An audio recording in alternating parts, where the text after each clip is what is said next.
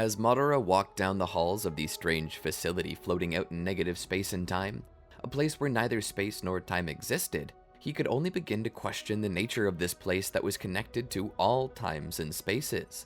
This liminal space that connected the world he knew to the worlds he did not. Frankly, he had been a small-minded man in his younger years, believing that the world he knew was the only one worth knowing, the only one worth experiencing. To say his opinions had changed since he had come here was an understatement.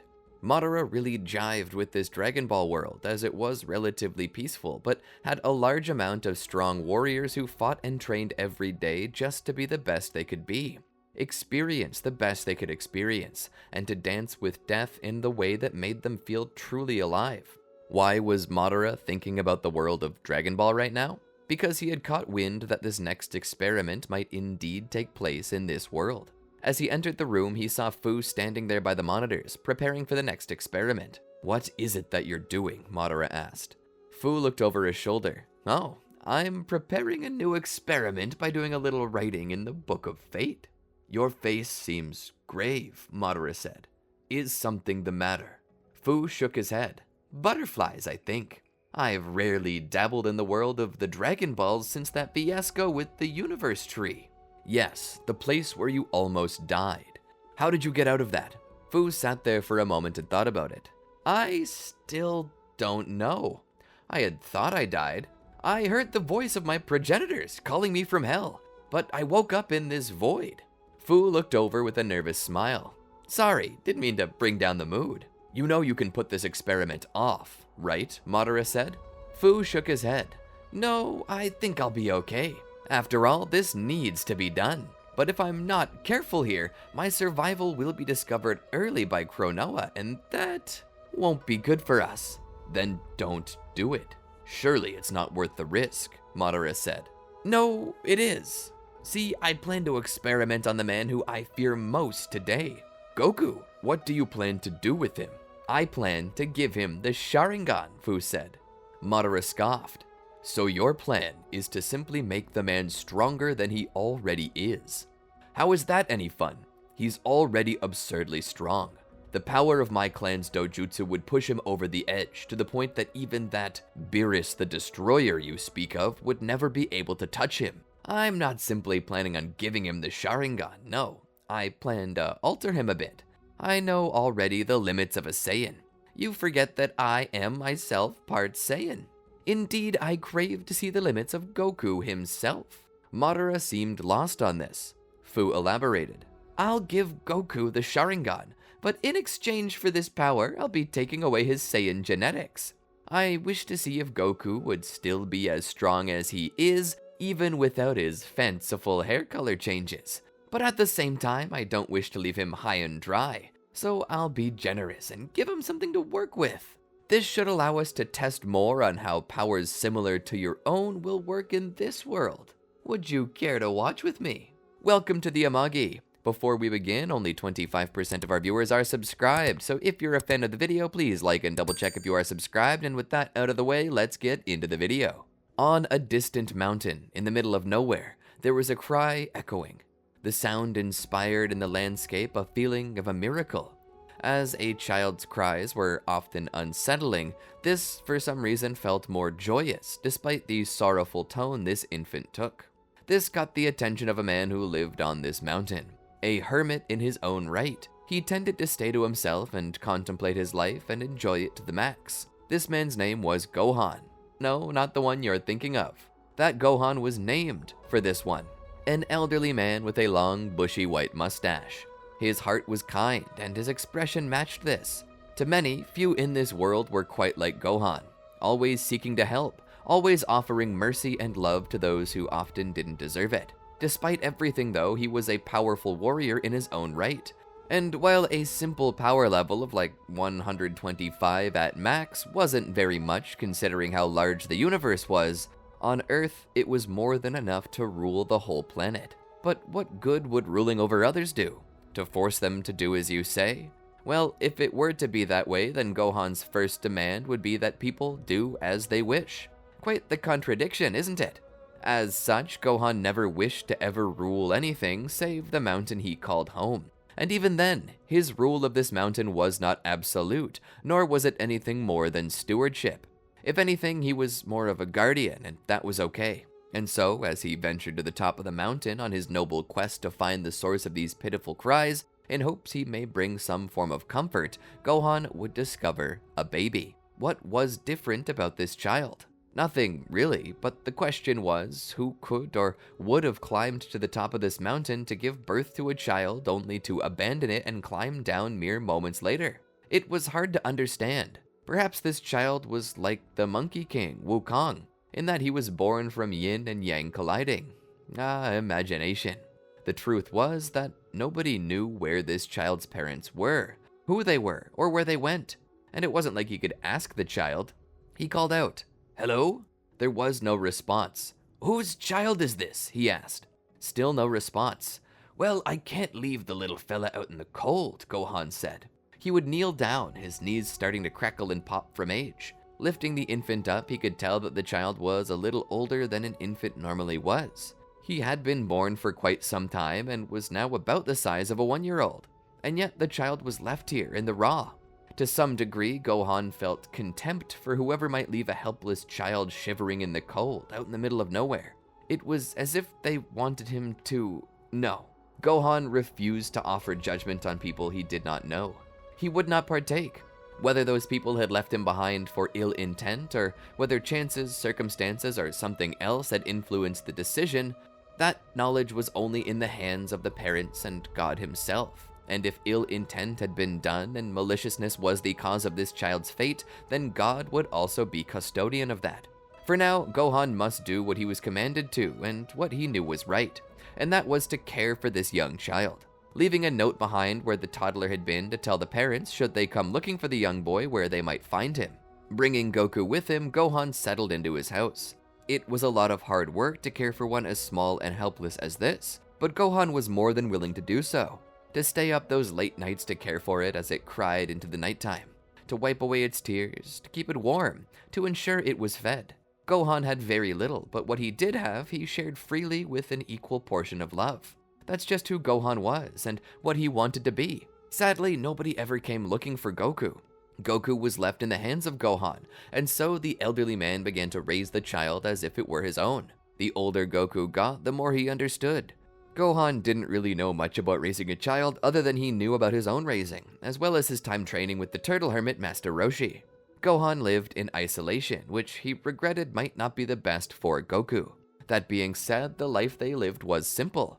It was peaceful and Goku seemed happy. So whatever Gohan could teach Goku, he did, and Goku learned it well. For many years they lived together until Goku was 12, and it was then that everything changed.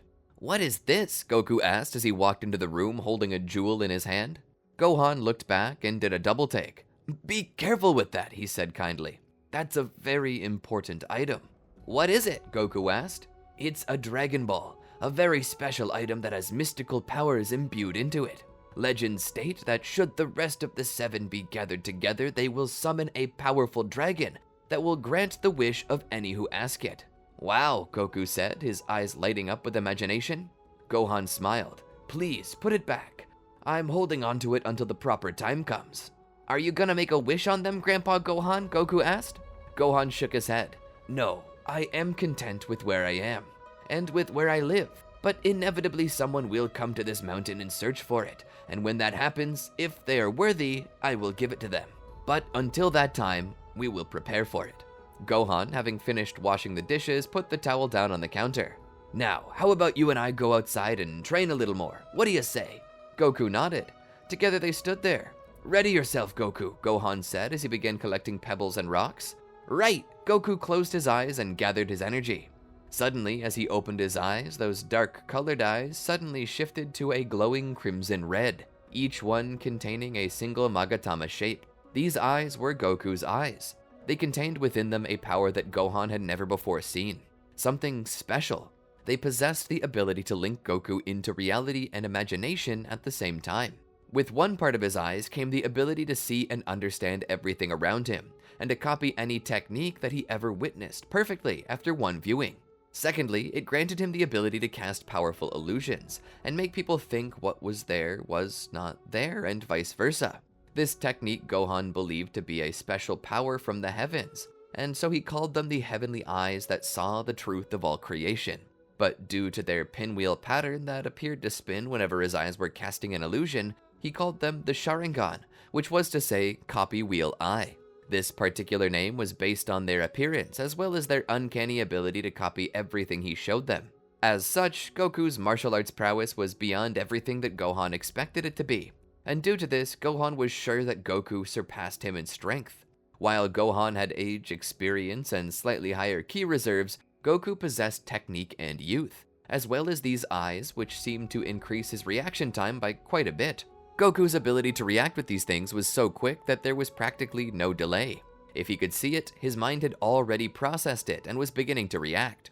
Gohan believed it to be similar to the way hearing was quicker than sight, and touch was quicker than hearing. Well, with the Sharingan, seeing was about as fast as touch, which completely changed the way Goku moved. As Gohan was throwing these stones at Goku, Goku managed to dodge them all easily. The tree behind Goku was being eaten up by the stones Gohan was throwing, as if penetrated by machine gun fire. Each pebble was coming in with the same speed and force as a bullet, yet Goku was dodging it as if it were nothing. Even to the point that as Goku dodged, he plucked one of the pebbles out of midair, jumped up into the air, and let his eyes lock onto each individual pebble, then threw his own pebble at the stones, causing a ricochet effect to which his pebble bounced off each stone, causing them all to fly off in different directions. As soon as he hit the ground, Gohan was on him in a moment, striking out with all the seriousness and force of a man seeking to kill, even if he wasn't intending to kill Goku. Goku dodged left, right, under, and over each attack. His ability to dodge was only enhanced by his use of ki, which increased his speed as well as his power, giving his Eye of Insight even more of an advantage. Gohan's attacks could never land, but no matter what Gohan tried, Goku's attacks would land quite easily. In one swift motion, Gohan fell to the ground. Looking up, he saw Goku standing over him. Gohan offered a smile. "You're growing very strong, Goku. I'm proud." Goku offered a slight bow. As Gohan stood, he dusted off his clothes. Looking into the sky, he saw the sun setting. "I think it's about time for bed. What do you say, Goku?" Goku yawned, and so the two of them headed into the house to prepare for their night's rest. As the sun finally set and the moon rose, they finished their day by turning in for the night.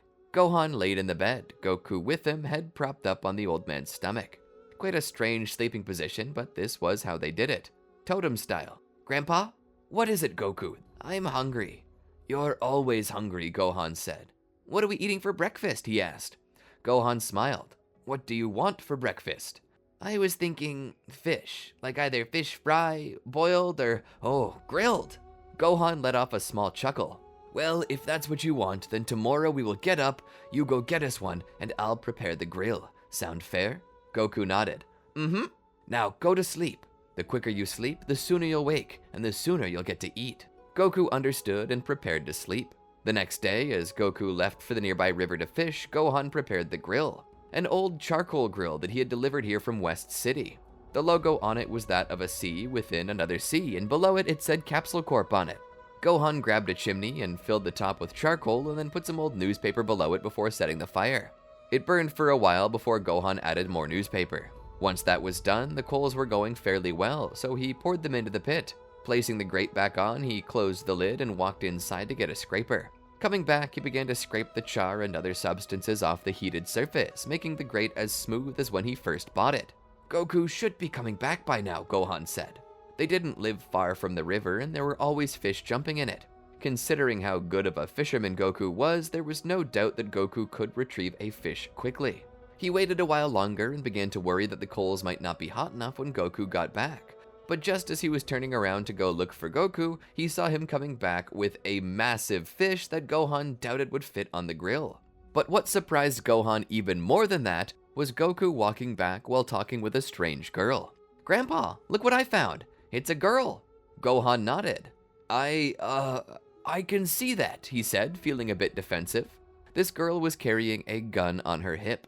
Her blue hair and kind-looking face made her seem okay, but the gun sent up all sorts of alarms, especially hearing the sound of a gunshot. Seeing a welt on Goku's forehead, he began to question everything. "Do I smell sulfur?" Bulma scratched the back of her head. Sorry about that. Kid turned my car over with his bare hands, accused me of being some monster, and triggered my fight or flight response. I guess I chose fight. Gohan looked at Goku and then back to the girl. Uh-huh. Goku threw the fish on the grill, causing its tripod legs to snap. It's true, Grandpa. Why didn't you tell me that girls were so tall and lanky? Must have slipped my mind. Gohan shrugged off his awkwardness and put on hospitality. So, would you like to stay for breakfast with us? Our treat. The least I can do to apologize for my grandson accidentally vandalizing your car. Bulma wasn't so sure she wanted to, but suddenly her stomach rumbled. Oh, maybe I will, she said. They all had a nice meal together. Bulma was quite off-put by the way Goku and Gohan ate. So, are you gonna be okay now that your car's broken? Goku asked. I think I'll be fine. I have others. Good. I was about to say that tow trucks don't generally respond out this far, Gohan said. He then noticed something else on her belt. What brings you this far up, he asked. Oh, I was hoping to find a Dragon Ball. I don't suppose you've seen one. They're small and orange and have little red stars inside of them. I've never seen one a day in my life, Gohan said. Silly Grandpa, are you forgetting the one you have in your bedroom? Gohan shot Goku a look that attempted to tell the boy how stupid he was, only for that look not to penetrate his thick skull. Bulma spoke. Oh, you have one? That's cool, she said. Normally, I wouldn't insist upon anyone giving me anything, but after all, that car your grandson flipped was quite expensive. I doubt you could pay for it. However, a Dragon Ball would be perfectly fine for me. I'd gladly take that as payment and be on my way.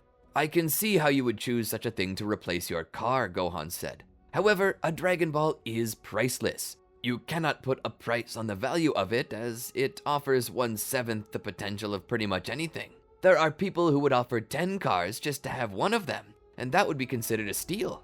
Bulma hated that he was right. She imagined that such a hillbilly hick wouldn't know the value of a Dragon Ball from a hole in the ground, but it seemed like this man was better educated than most might give him credit for. Maybe we can come to some kind of understanding. I'm kinda collecting them. Gohan thinks about it. Looking over at Goku for a moment, he then looks out the window and begins to wonder about Goku's future. Goku knows so little about the world. What would happen if Gohan one day simply didn't wake up for breakfast? Or ever again? Where would that leave Goku? Goku would need to learn these things from somewhere. Looking back at Bulma, he speaks. I will give you my Dragon Ball for the destruction caused to your car. However, in exchange, I ask that you take my grandson with you on this journey. Bulma's eyes widen, as do Goku's. What? The two exclaim as they got up out of their chairs. I can't take care of a toddler, she said. Gohan looked over at Bulma. Toddler? How old do you think my boy is? She shrugs. I don't know, 4? 5? I'm 14, Goku shouts. No, you're not, Goku. You're 12. Is there no other way? Nothing else I can offer you? Not a million zenny? How about a billion? Gohan almost has a heart attack. He could use all that money, but after composing himself, he shakes his head. No amount of money can sway me. Take my grandson with you on this journey and I'll let you have the ball. If you refuse, you don't get it and leave with nothing. Not even any reparations for the loss of my car, she asked. Gohan laughed. What do you see here that could possibly be worth it? You could take everything we own but that ball and would still have barely anything for your car. Besides, you have many others, you said, so you're hardly in any need for repayment right now. Bulma seemed to grow upset at this, but she calmed herself. Can he at least take care of himself? Gohan nodded. He can. He can take care of himself very well. He might be able to keep you out of trouble even. Bulma thought about it. After a moment passed, she relented. Fine, I'll take him with me, but he had better not slow me down. Gohan smiled. Good. I'll fetch the Dragon Ball for you, Miss Bulma, he said. Getting up, he walked into his room for just a moment. Coming back, he presented it to her. She checked it with her Dragon Radar to confirm it was exactly what she thought it was. Pocketing it, she stepped out of the door. Throwing a capsule on the ground, it spawned a 2-seater motorcycle. She looked back. Get the things you'll need, Goku. We're heading out. He grabbed his pack. Coming back, she looked to Gohan. When do you suppose I'll be back? He asked. Gohan shrugged. Not sure, but all of these new experiences for you will be exciting. You'll have to tell me everything you discovered when you get back, so keep a journal or something, okay? Goku nodded. Giving his grandpa a kiss on the cheek, he got on the bike with Bulma. Goodbye, Grandpa. Gohan smiled and waved. Bye, Goku. He watched as they sped off. In his heart, Gohan worried that he might never see Goku again. Looking down at his hands, he was acutely aware of just how old he was. Honestly, it would be no surprise if he passed on at any moment, but all the same he returned to the house. If he could see Goku again before the end, he would be happy. But if not, then so be it. He was glad to have raised the boy, and if he passed before he got to meet with him again, he knew he could always watch him from the next plane of existence. Goku and Bulma traveled for some time before deciding to call it a night. There, they discussed their plan and what it was Bulma was hoping to wish for. She would wish for her prince to come and sweep her off her feet. Goku listened to the wish and knew that apparently there were some things that money couldn't buy, and one of those things appeared to be love. That night, Goku became aware of how homesick he was. Having spent every night with his grandfather in the same bed as him, it felt cold and empty being by himself. As he laid there in the night, he clutched the 4-star ball in his hands and pulled it close to him in a loving manner before trying to get some rest. The next day, as they prepared to leave, they discovered a turtle seemingly having a hard time getting back to the sea. So Goku would personally carry the turtle back so as to save it some time. It thanked them and bid them to stay where they were, saying that it would soon return with something to reward them with. That thing it returned with was an old man. Goku was questioning what they would do with an old person. Maybe use him as a surrogate grandpa? But no, this man wasn't their prize. Instead, he was bringing the prize to them. The prize he brought was a flying cloud called the Nimbus that Goku could ride. It was a sentient cloud. But as Bulma saw Goku soaring on the cloud that could only carry the pure of heart, she noticed around Roshi's neck another Dragon Ball, something her radar confirmed. "Hey, can we have that?" she asked. Roshi looked down at the ball around his neck. Well, depends. What do you have to offer? Bulma thought about it. It's then the turtle whispered something into her ear. Bulma sighed. "I'll buy you a lifetime subscription to whatever magazine you want." Roshi's eyes widened. Deal! He basically ripped the thing off his neck to give to her. She looked to Goku. "I'm gonna go on ahead. Catch up when you're done playing." She returned to their vehicle. Roshi watched Goku fly away. Turtle then spoke into his ear. Roshi was shocked. He looked up and shouted at Goku. Hey, be sure to come visit me once you're finished with your journey, okay? I'd like to teach you some stuff. Goku offered a salute. "Will do, Mr. Roshi." He then caught up with Bulma. From there, Goku and Bulma continued their journey to find the Dragon Balls. Along the way, they met many strange characters, like Oolong, Puar, and Yamcha. At least one time, they met the Ox King, who refused to give them the Dragon Ball unless Goku offered to marry his daughter Chi-Chi. Goku agreed, not entirely sure what marriage was, and was on his way. From here, they discovered more Dragon Balls until they had 5 in total. However, that's when the Pilaf gang attacked. Emperor Pilaf was a small man with blue skin, likely a creature hailing from the demon realm. Despite being an emperor, all he had was a desert castle and 2 henchmen. He possessed 2 Dragon Balls and sought the other 5 that were in Goku and Bulma's possession. Goku and Bulma, despite their power, lost the Dragon Balls and were captured. With everyone in prison, Goku saw that they were in trouble, and that the Pilaf gang were summoning the dragon. It was this point that Fu wished to witness. Now that Goku was 100% an Earthling, and not a Saiyan, he didn't have a tail. Originally, he could only open a hole large enough for Oolong to get out through.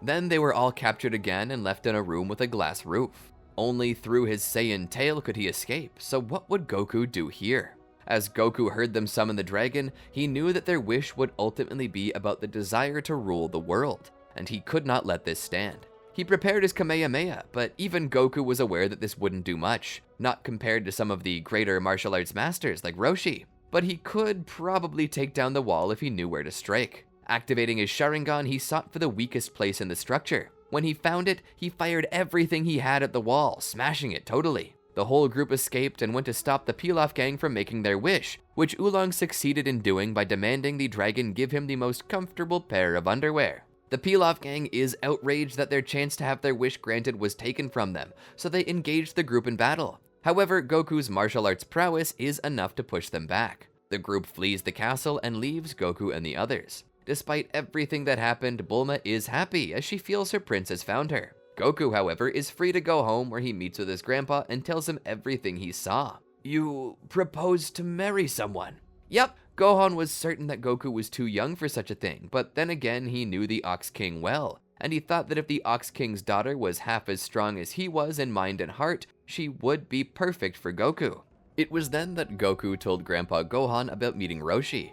You met the Turtle Hermit? Gohan asked in disbelief. You know him? Goku asked. Gohan nodded. Indeed I do, he said with a smile on his face. He was an old friend of mine, a teacher. Many of the techniques I taught you were taught to me by him. But if he's offered to teach you, then it's a wonderful opportunity and you should take it. But Grandpa, I just got back. Can't I stay here with you for a little while? Gohan thought about it. He had missed Goku during the time he was gone, and while he expected Goku to be gone for far longer, he was glad to have him back. All right, you can. But do consider training with Muten Roshi. He's a little eccentric, but he is a good fellow. You'd do well with him.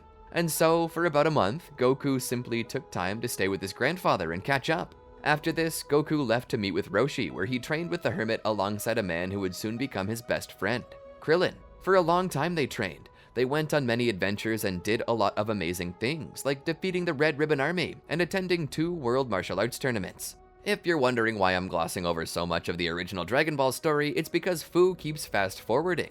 Why are you speeding up past everything? Madara asked. Fu looked over. Well, because honestly, nothing in this era really changes for Goku. Besides his Uzaru transformations, he assumes he's just a natural Earthling. And as far as I can tell, nothing about that has changed, save for him just becoming a quicker learner and having Sharingan. So I'm gonna fast forward to a spot that might see some more change. Coming to the point of the 22nd World Martial Arts Tournament, he speeds through most of the fights and brings it back to play when he sees Goku hit the van and be disqualified from the tournament first, leaving Tien as the sole victor. Why did you stop it here? I thought you said nothing changes until he figures out he's a Saiyan. I did. However, I need to check something out right quick. Together they watch as they prepare to leave the tournament and head home. However, before they can, tragedy strikes. Krillin is killed by Tambourine and Goku discovers him. Fu sits at the edge of his seat. Even Madara is sitting on the edge of his seat.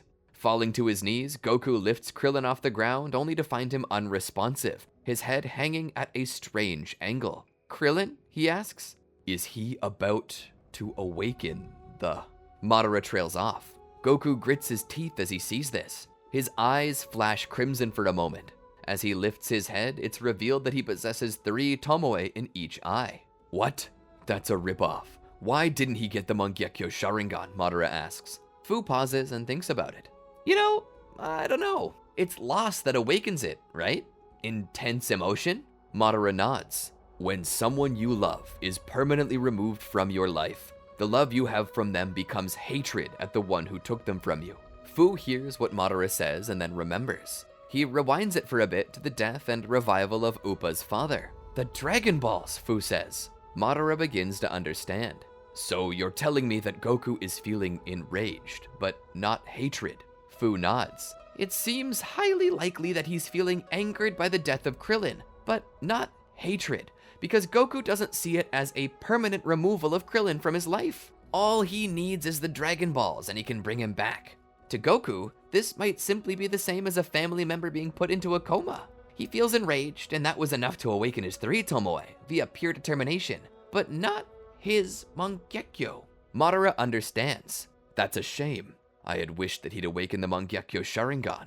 I can't lie, I'm quite interested in this particular experiment you've created. Fu offers a laugh. See?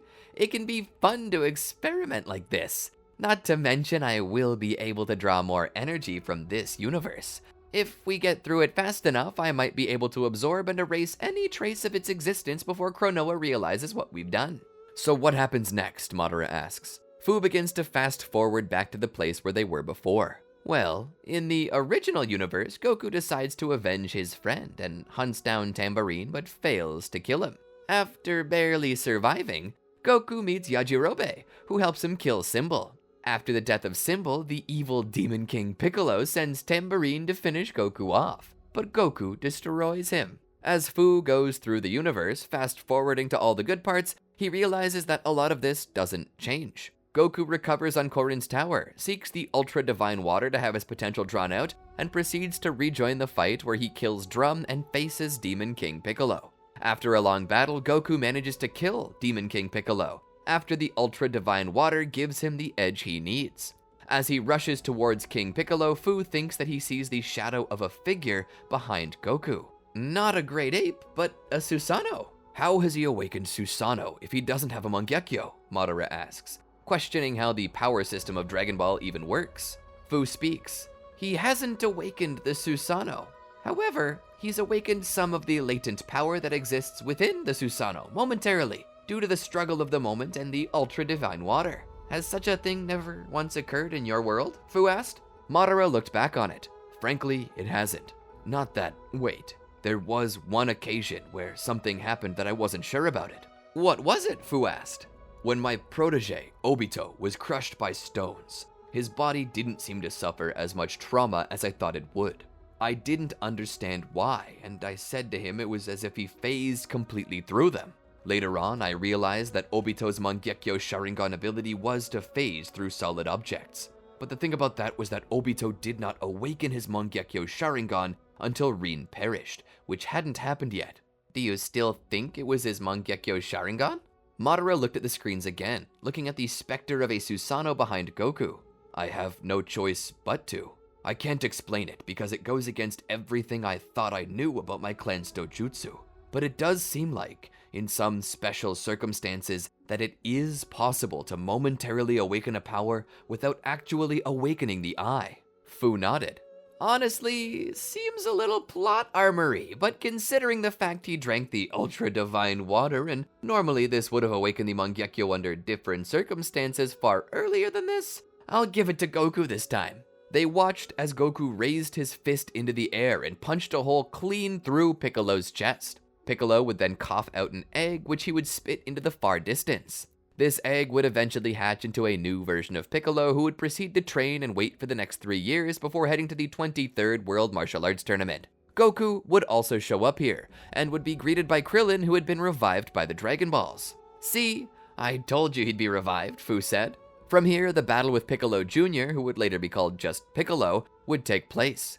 Goku soundly defeats Piccolo, but spares him in the most Goku way possible, and after this he proceeds to marry Chi-Chi, just as promised. A year later, Chi-Chi gives birth to their first son, Gohan. Goku is 20 at this time. Fu sits forward. This is where the good stuff starts to happen, Fu said. This is where Goku would normally learn he's a Saiyan. Goku picks up Gohan and kisses his wife goodbye. Moments before setting off, they stop by the grave of Grandpa Gohan. This is your great-grandpa Gohan, Goku says, with reverence in his voice mixed with love. Gohan looks at the grave. Goku hugs his son tightly. He's the one we named you after. It was your mother's hope that you would be just as kind and gentle as he, and it was my desire that you'd be just as strong. Looking at his son, Goku spoke. You look so much like him.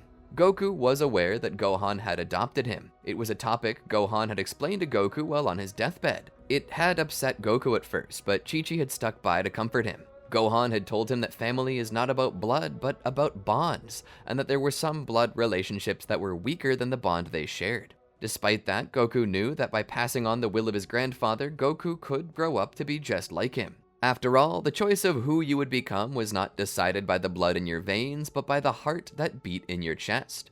Are you ready to go? Goku asked. Gohan nodded. Together they flew off into the skies. They would land on the beach just outside of the Kame house. Goku would call out to the others inside of the building. They had all come out. Krillin, Roshi, and Bulma. All three were happy to see Goku again after 5 years away. They were surprised to see Gohan there though. Well, I'll be. It reproduced, Bulma said with a touch of surprise. Never took Goku for the fathering type, but never took him to not be either, Krillin said. Who's the squirt? Oolong asked. Goku introduced everyone.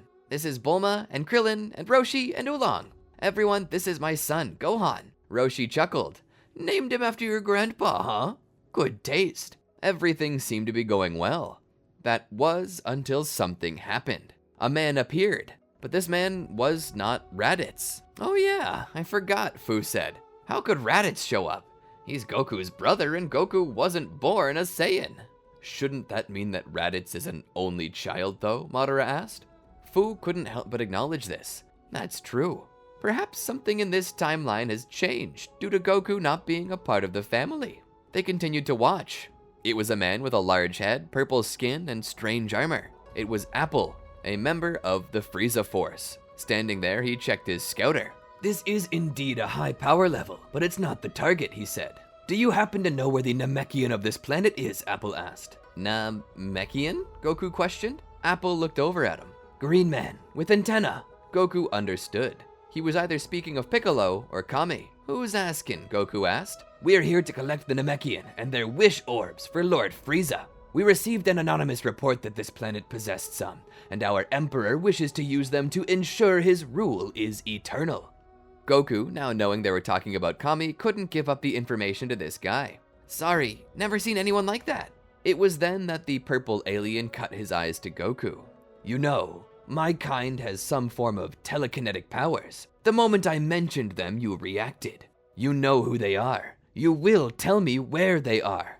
Sorry, but I ain't about ratting out friends. Apple looked at Gohan, who was in Goku's arms. But don't you have any care for your own son? Goku's eyes widened and furrowed. If you threaten my son, I'll make you pay. Apple began to check Goku's power level once more. 416. You're nothing special, he said. Raising his finger, he prepared to kill Gohan, and would have had Goku not shielded his son. He was shot into the nearby building. Daddy! Gohan shouted. The rest of the group stood in defensive positions. Apple looked to the rest, measuring their power levels. Each less remarkable than that guy. Shame. It was then that his scouter picked up a new power level heading in his direction. He turned his head to look. Piccolo landed on the beach. Looking for someone? He asked with a snicker. Ah, just the one I came to see, Apple said. I require you and your Dragon Balls. Piccolo laughed. Ha ha ha ha ha ha ha.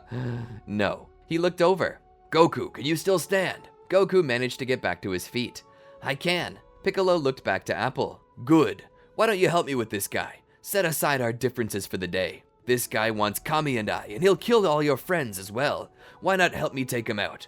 Goku looked at Piccolo and then back to Apple. A truce? Can I trust you? Piccolo chuckled. Hardly, but a slim hope is better than nothing, am I right? Goku couldn't disagree. We'll take him together, Goku said. Agreed, Piccolo responded. Apple sighed and began to rise up into the air. We really could have done this the easy way, he said. But you chose death, so let's get this over with. And with that, the two launched into battle against Apple. Apple's power level was roughly 3 times greater than Goku's, meaning that even with the numbers advantage, they didn't actually have the advantage. Fu laughed as he watched this. It's hilarious to think that this guy's nothing more than just one of the weaker members of the whole Frieza force. Madara looked over at Fu for a moment before continuing to watch the fight unfold. Goku and Piccolo clashed with Apple, but nothing was happening. They were becoming desperate, truly desperate. It was then that Piccolo proposed a secret technique he had developed to kill Goku, but he said he'd need time to charge it since the technique was fairly new. What am I supposed to do? Goku asked. You need to hold him in a place for a time until I can fire it, Piccolo said. Will I be able to get out of the way though? Piccolo looked over at him. I can only really do this once, maybe twice if I stretch it, but this guy's fast. The chances he can dodge me are quite high. I need you to restrict his movement until he's dead. If I do that though, I will die too? What is it, Goku? Afraid to die to save the world your son lives in? Goku furrowed his brow. More like afraid to leave behind a world where you exist. Well, it's either leave behind a world where I exist or let this guy get the Dragon Balls so his master can become immortal. Goku hated the idea, but deep down he knew Piccolo was right. So he rushed Apple and attacked him. Piccolo did the same, hoping to get Goku into an opening. Once Goku managed to get a hold on Apple, Piccolo began to charge his new special beam cannon. Apple saw this and watched Piccolo's power level rise past the hundreds into the thousands. He began to panic and try to break free, but Goku was holding him tightly. He felt as if his fingers were going to be ripped from his hands at the joints, but still he held on. Fire it! Goku shouted. Piccolo, reaching a power level of 1690, pushed his finger forward. Special beam cannon! The blast struck Apple and Goku both, causing them to fall down into the water. Krillin by this time was already swimming out to him. Apple, during this time, was also floating on the surface of the water. He spoke. Fool, you should have just given me the Namekian wish orbs. We would have used them once and been gone. Don't make me laugh. Your master would have killed us, knowing we were the only ones who could undo his wish. Even so, you've only bought yourself 1 year. Soon the prince will come, and you all will be doomed. Apple let off a chuckle before sinking down below the waves. Goku was dragged back to the shore by Krillin. Krillin would try to cover Goku's wounds, but he knew he was dying, so he hid them for Gohan's sake. Daddy? Gohan asked, tears in his eyes. Gohan, Goku said. Daddy, are you gonna die? Goku looked to his son and wiped his tears. Yes, son, but don't be upset.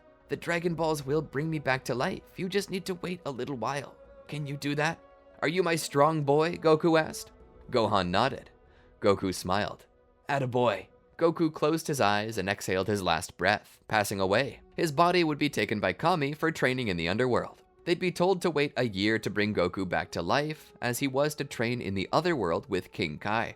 During that time, the Z-Fighters were to train with Kami on the lookout. At the same time, Gohan was to train with Piccolo as well. The year passed in a flash, and during that time, Goku grew in power level and managed to learn both the Spirit Bomb and the Kaioken. But as soon as he was wished back to life, he made the horrible realization he had not been teleported back. He would need to travel back Snake Way the long way, and would be late. He hoped and prayed that they could hold out long enough. All Z-Fighters, save Goku, gathered to the place of battle. But as they did, they saw only one man approaching them.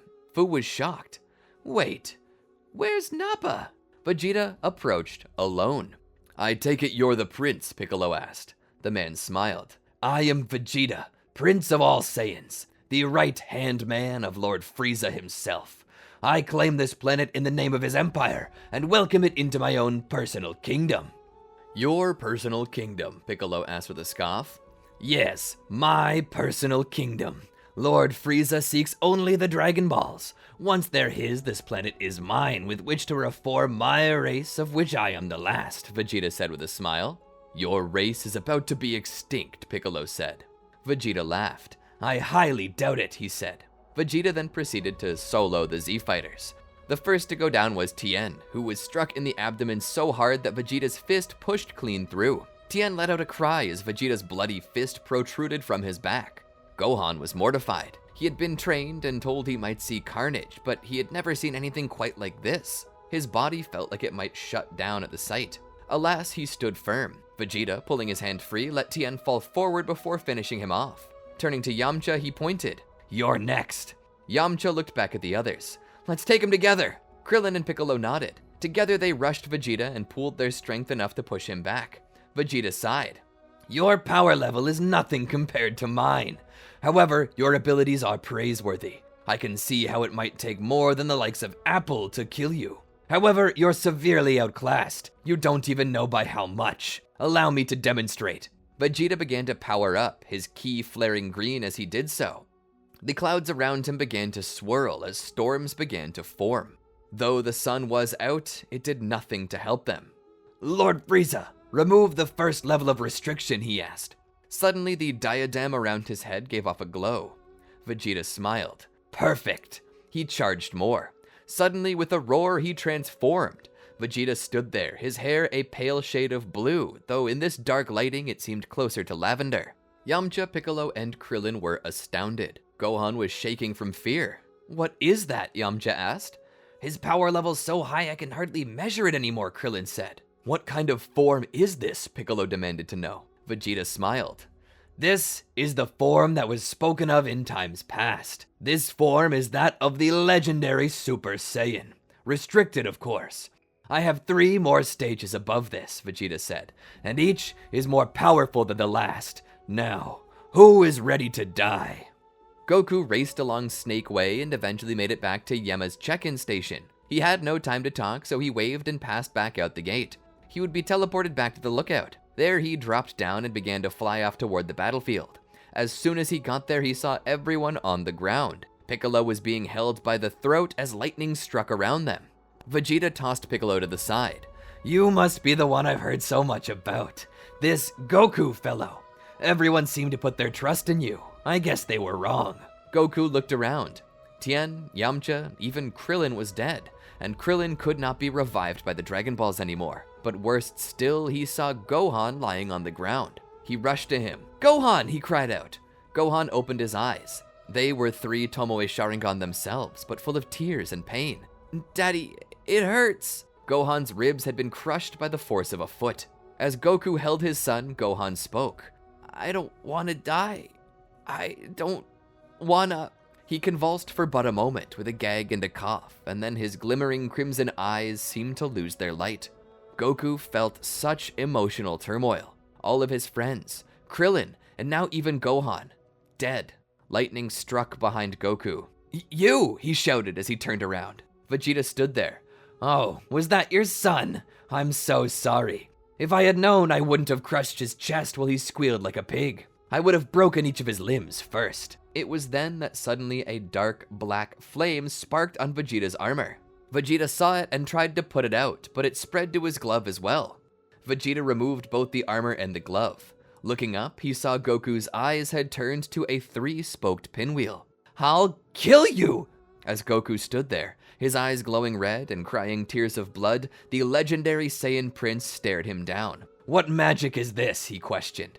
As he looked at his armor and glove burning to nothing, he smiled. "Maybe there's more to you than meets the eye." As this went down, Fu sat on the edge of his seat. "You also turned Vegeta into a legendary Super Saiyan?" Madara asked. "Why? He's going to obliterate Goku in this form." Fu looked over at Madara with a hint of worry in his eyes. I didn't do that to Vegeta." Madara was confused. "Well, there's no way that Goku simply not being born would cause Vegeta to become a legendary Super Saiyan, so what happened?" Fu shook his head. "I don't know, but I get the feeling that we're not the only ones experimenting here." And that's scene for now. I do plan to continue this, so be ready for that. I love Dragon Ball and have actually been wanting to do this for a while. I was just thinking about the best way to go about this. Honestly, I wasn't entirely sure if anything would really change this way. See, I wanted to remove Goku's Saiyan powers to add a new layer of difference, but through the first series, Goku doesn't really use these powers for much besides his Uzaru form, which is more of a hindrance than a help in most cases. And considering that the Sharingan has very few powers besides perceptivity and illusion, I felt like it was best to simply gloss over it and get to something a bit better. In the next chapter, we'll witness the continuation of this story and see what would happen if Goku had the Mangekyo Sharingan. I should have at least one more chapter that I can make out of this, perhaps 2 depending on the story. I hope you all enjoyed it. Be sure to let me know in the comments down below what you'd like to see in the future. Be sure to like, subscribe, and ring the bell to be notified when the latest videos drop, and check out these other videos from our channel. Until next time, peace out.